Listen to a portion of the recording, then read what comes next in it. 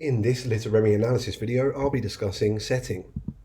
Now, when an author writes a story, they might consider the place wherein events happen, the time at which they happen, and the atmosphere surrounding these events. It's our job to interpret these choices and think about the effects that they have. This is where we analyse setting. Setting is the historical and physical space where the events of a text take place. Basically, it's where and when the events are happening. Now, when you're analysing setting, here's a little tool to help you. Always think SAT or SAT. The S stands for space, the place at which the events are happening. Atmosphere is the mood created, the feeling. And time, obviously, when the events happen. Let's explore these in an example of Mice and Men. Now, Mice and Men is written by John Steinbeck. Importantly, the setting and the historical context of which they are written are 1930s America. Now, this is an era known as the Great Depression, caused by the Wall Street crash. There's high levels of unemployment.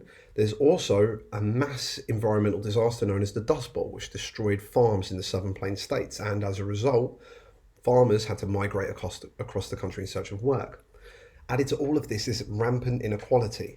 And this is felt particularly hard by African Americans who are subject to Jim Crow laws which segregate them. Now, the story of Mice and Men is about George and Lenny, two migrant workers in search of a better life as they try to fulfill their American dream. However, given this setting, it's unlikely their dreams are going to come true. Now, the novel explores themes of dreams, loneliness, friendship, the weak and the strong, and inequality. Specifically in chapter 4, Lenny enters the room of Crooks. Now, Crooks is the only African American in the novel. As I said before, due to Jim Crow laws, black people were segregated, and thus Crooks has to live separate to other ranch hands. The setting of chapter 4 is important as it informs readers of the inequalities during the 1930s and helps to develop themes within the novel. So let's look at Crooks's bunkhouse. Now, when we think of SAT, first I'm going to think of space, then atmosphere, then time. Now, space is the physical description of the setting. What does it look like? Well, Crooks's room, his bunk is in the harness room, a little shed that leaned off the wall, off the barn. And on the wall, by the window, there were pegs on which hung trace chains. Then I think about the atmosphere created. What's the mood? Well, there's a quote here. There's a small electric globe that threw out a meagre yellow light. It's somewhat hopeless and depressing. Finally, the time. 1930s, the era of Jim Crow. And it's at dusk as the day gets darker. There's some other things to consider when talking about setting. As I said, mood is really important. This is the feeling that we get described from the setting. How does it make us feel? As I said, is it somewhat depressing? Does it make us feel uplifted and optimistic? We can use similar adjectives with mood as we would talking about tone. Then there's symbolism. An important term to learn here is microcosm. As you might know by the root word micro, this means small.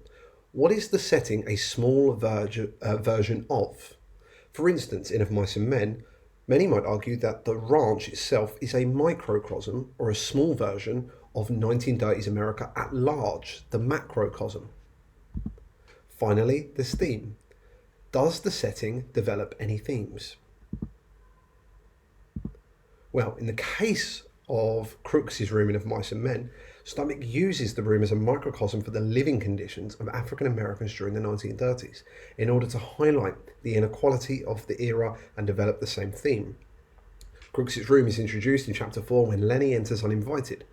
Crooks lives separate to other characters on the farm in a little shed that leaned off the wall of the barn, with trace chains hanging from pegs on the wall.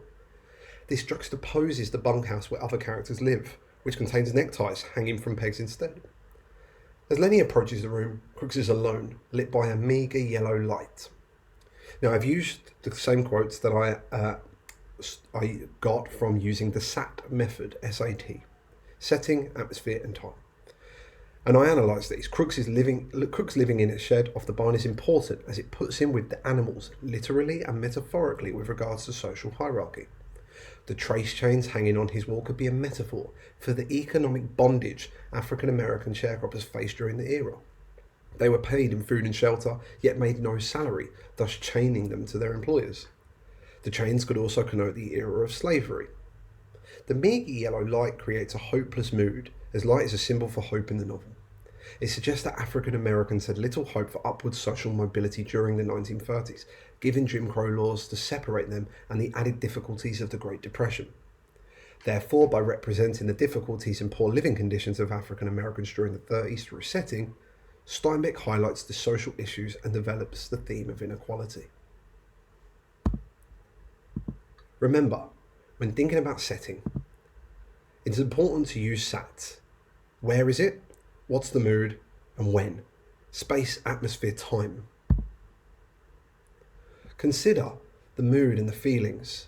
Consider symbolism. Is the setting a microcosm of something larger?